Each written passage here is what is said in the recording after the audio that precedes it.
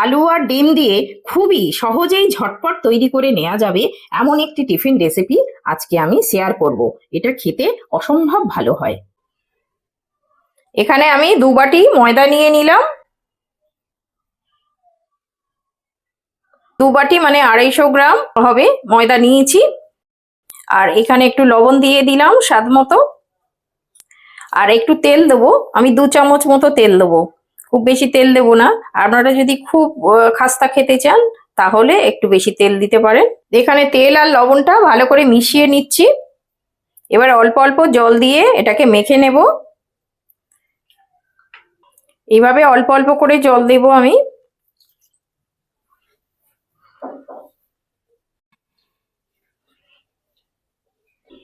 ময়দাটা আমার মাখানো হয়ে গেছে। এটা হচ্ছে নর্মাল এর থেকে একটু শক্ত করে মেখেছি, খুব নরম করিনি। খুব নরম করলে হবে না, একটু শক্ত করতে হবে। আমি একটুখানি উপর থেকে একটুখানি তেল ছড়িয়ে দিচ্ছি। এটা 10 মিনিটের জন্য ঢাকা দিয়ে রেখে দেব।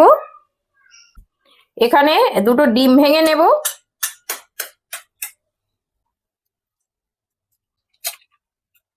একটুখানি লবণ দিয়ে দিলাম, দিয়ে ডিমটা একটুখানি ফাটিয়ে নেব।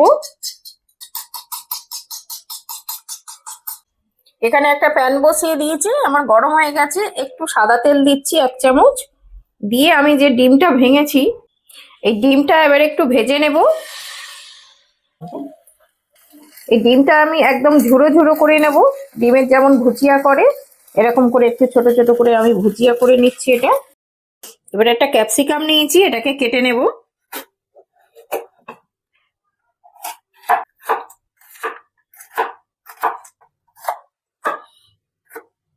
আবার একটু 1 চামচ সাদা তেল দিয়ে দিলাম। এই যে ক্যাপসিকামটা দিয়েছিলাম এই ক্যাপসিকামটা দিয়ে একটু নেড়ে নেব। গাজরটা আমি এরকম একটা গ্রেটার নিয়েছি, নিয়ে আমি গ্রেট করে নেব।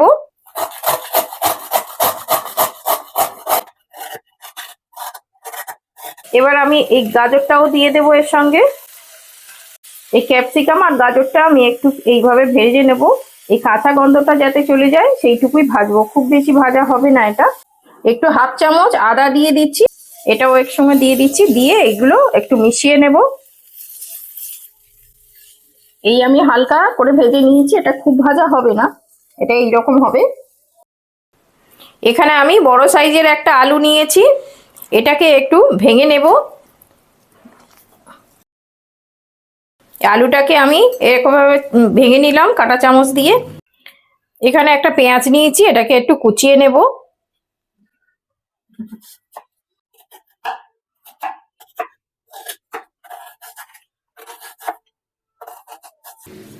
যে পেঁয়াজটা কেটেছিলাম সেটা দিয়ে দিলাম।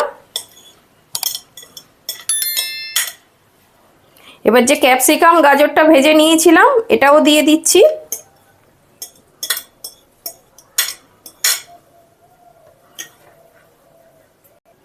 এবার যে ডিমটা ভেজেছিলাম সেটাও এর মধ্যে দিয়ে দিচ্ছি।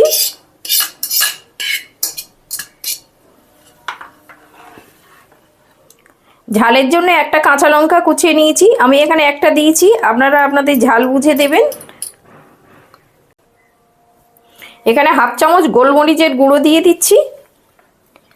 আর এটা হচ্ছে জিরে, ভাজা জিরে গুঁড়ো, একটু শুকনো খোলায় ভেজে নিয়েছিলাম, গোটা জিরেটাকে নিয়ে গুঁড়ো করে নিয়েছি, এটা 1/2 চামচ দিয়ে দিলাম। আর এটা হচ্ছে সবজি মশলা, এটা অপশনাল, এটা যদি হাতের কাছে থাকে দেবেন, না হলে বাদ দিতে পারেন, টেস্টের কোনো তফাৎ হবে না। এটা দিয়ে দিলাম। এটা একটু চিলি ফ্লেক্স, আমি বাড়িতেই শুকনো লঙ্কা গুঁড়ো করে একটু হাত দিয়ে ক্রাশ করে নিয়েছি, ভেঙে নিয়েছিলাম, এটাও দিয়ে দিলাম। আর এবার স্বাদ মতো লবণ দিয়ে দিলাম। ডিমেতে আমি অল্প লবণ দিয়েছিলাম, আর বাকিগুলোর জন্য সেই বুঝেই লবণটা দিলাম। এবার এগুলোকে সবগুলো ভালো করে মিশিয়ে নেব,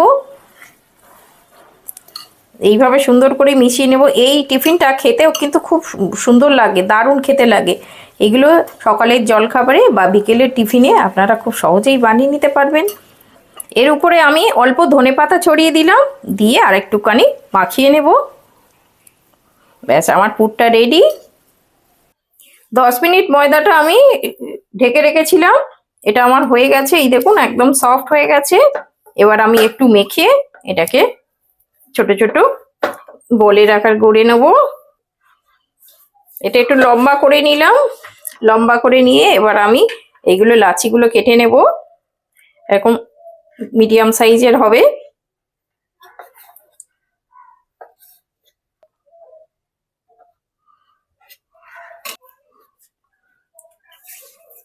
এরকম আমি সব গোল গোল করে নিলাম। এবার আমি বেলে নেব। এই ছোট একটা লাচি নিয়েছি। আচ্ছা, আমি একটু ময়দা দিয়ে বেলছি, আপনারা যদি মনে করেন আটা তেল দিয়েও এটা বেলতে পারেন।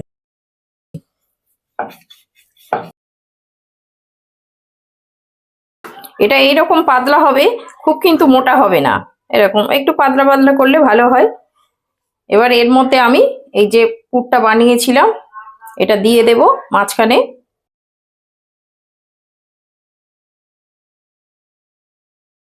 এবার আমি এটাকে এইভাবে মুড়ে নেব, এইভাবে ধরে ধরে আস্তে আস্তে করে গুটিয়ে নেব। এইভাবে সুন্দর করে আস্তে আস্তে সবগুলো আস্তে আস্তে করে গুটিয়ে নিচ্ছি।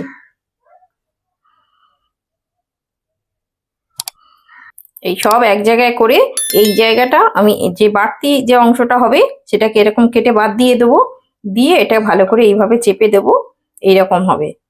এইভাবে আস্তে আস্তে করে নেবো। দেখুন কত সুন্দর হয়েছে। এইভাবে আমি সবগুলো বানিয়ে নেব একে একে। এখানে আমার তেল গরম হয়ে গেছে, এবার আমি তেলে ছেড়ে দিচ্ছি। এটা লো টু মিডিয়ামে ভাজবো, খুব হাই হিটে দেব না, দিলে কি হবে ভাজাটা খুব ভালো হয়। এক পিঠ হয়ে গেছে, আমি এবার উল্টে দেব। এইভাবে আস্তে করে একটু সাপোর্ট করে নেব এইভাবে। দেখুন একদম কি সুন্দর ফুলে গেছে।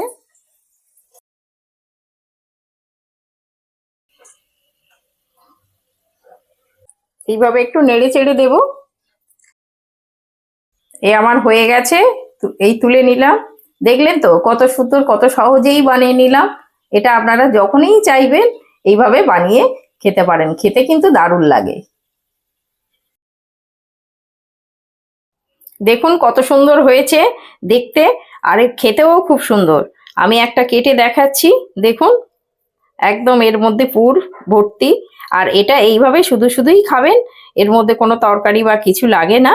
কেউ যদি মনে করেন একটু সস দিয়ে খেতেই পারেন, কিন্তু এর মধ্যে লাগে না, খেতে খুবই সুন্দর লাগে। আর যখনই মন চাইবে এটা সকলের টিফিনে বা বাচ্চাদের টিফিনেও এইভাবে দিয়ে দিতে পারেন। এই নাও, টিফিন হয়ে গেছে, টিফিন খেয়ে নাও। হ্যাঁ, তাড়াতাড়ি খেয়ে নে, টিফিন খাবো আমি। টিফিন হয়ে গেছে। আচ্ছা তুমি খাও, আমি একটু চা নিয়ে আসি। হ্যাঁ হ্যাঁ, একটু চা নিয়ে এসো।